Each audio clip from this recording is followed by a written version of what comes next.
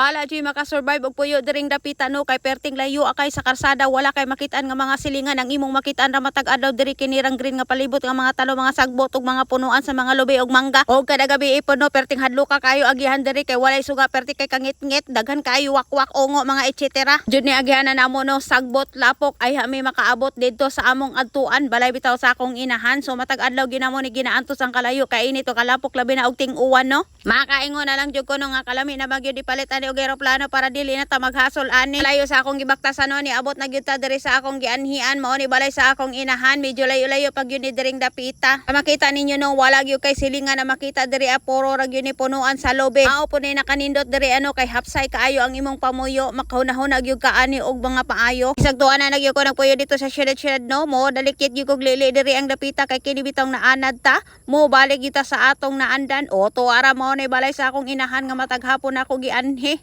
Ambot bidaw ni ang akong inahan ako na ning giagni nga adto puyo sa akong balay pero dili gyud siya mosugot kay dili niya biyaan ning iyang panumbalay diri ang dapita. Isan layo bitaw sa silingan diri nga akong inahan layo kay kalsada layo tanan pero hapsay ra kayo ang iyang panginabuhi din he kalaban diri sa akong inahan kanang mga jatot ra gyud nga mga dilingon ato mga okok nga wakwak maora gyud na iyang kalaban. Kining mga panuway pagkagabi manggawas gyud wa nay gipili. Mao dai ni naabtan sa akong inahan no naghinahinay gyud diri siya tahe. Siya diri ra tama ng atong for today's video no. Ayo di mo kalimot sa pag-subscribe diri sa akong channel. Auli na dai ko ani sa akong balay kay ngano daghan kayo ok diri dagan kay kikik.